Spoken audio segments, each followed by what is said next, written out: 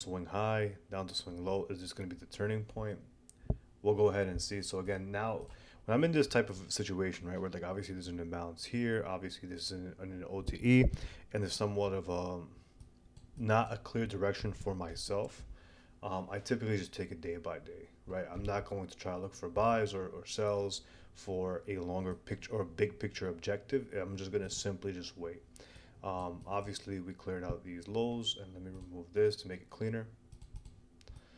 We still have this imbalance that's open, but again, does not have to fill it. It does not even have to get up here. But just a key reference point that I'm watching in the event that something on the lower time frame shows bullishness. So yeah, pretty much just gonna take it day by day. I don't want to necessarily try and buy something, especially when it kind of looks a little bit heavy.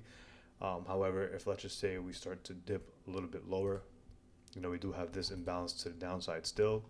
Obviously, on the 4 hour, clear structural bearishness. And when people, if you want something that's very easy and telling in terms of like, hey, how do I see the structural points? It's just again swing highs, but you can put on this fractal indicator, and it might help someone, right? Where it's just you can see the structural points, right? Swing low, swing high, swing low, and you get the point. So this is just like a little bit helpful thing.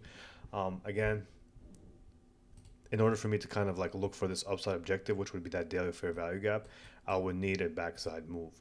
Now, what do people consider? What when I get this question all the time, what is a backside move? This to me is front side. So when we have bearish structure like this, swing low, swing high, swing low, swing high. This is the front side of move going into a quote unquote support level or discount point.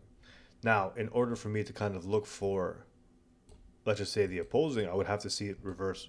So something like, let's just say EU, let's just say maybe we come up here and then boom, tank again, hit that imbalance, and then we start to see boom, break structure, boom, price making new high, boom. This would be the backside move where essentially we have a change in structure, a change and shift in the delivery of price. Price is going bearish, then maybe there's something here that causes a reversal, and then we start to see bullish structure, and I consider that the backside move, and vice versa if I'm looking for sells. So let's just say this is a front side move right here where you see bullish structure, then you see boom, price breaks down, market structure break. Now we're starting to see backside move. So that's kind of what I'm watching for and waiting for, to be honest. Again, I'm not trying to look for buys just because we're starting the week off lower, but we'll see. I do think that possibly come into here, and then we have this really big consolidation point inside here, and then there's the 50% of that range.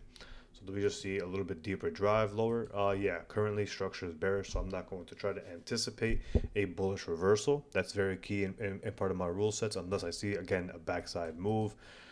So we'll see. Do we just fade? I am preferring, like, I think we're gonna get another daily candle that's just bearish, and we're gonna continue to the downside because DXY, if we look at DXY on the daily time frame, we did have a very nice reaction off of this imbalance. So as long as this low is kind of maintained, maybe we start to see a little bit more, and then price tackles the prior swing high. I think this is ultimately where we're going to head to DXY, which would lead again to the euro a little bit lower, possibly back into this consolidation point. So again, I'm leaning towards bearishness. And again, we could possibly just leave this open. Doesn't have to come up here. Could just again form like this candle, open, high, low, close. And where is it at? So this from swing high down to swing low. We also have this imbalance point in here. If we go on the 1 hour, bunch of imbalances as well. So again, structure still bearish. So if we start to just head a little bit higher and then start to reject, I'm still aiming for bearishness. Now, at some point, obviously, we have a bunch of clean highs, but some people will be like, hey, but there's a bunch of clean highs. Yes. But again, I would need to see some sort of confirmation of a low or some sort of backside move in order for me to be more confident in playing buys when the structure is bearish and we still have downside objectives that are potentially there for us to reach into. So, yeah, pretty much what I'm watching for. Again, has to be inside the kill zone, whether it's London or New York. Ideally for me, New York. But yeah, this is what I'm watching for going into tomorrow.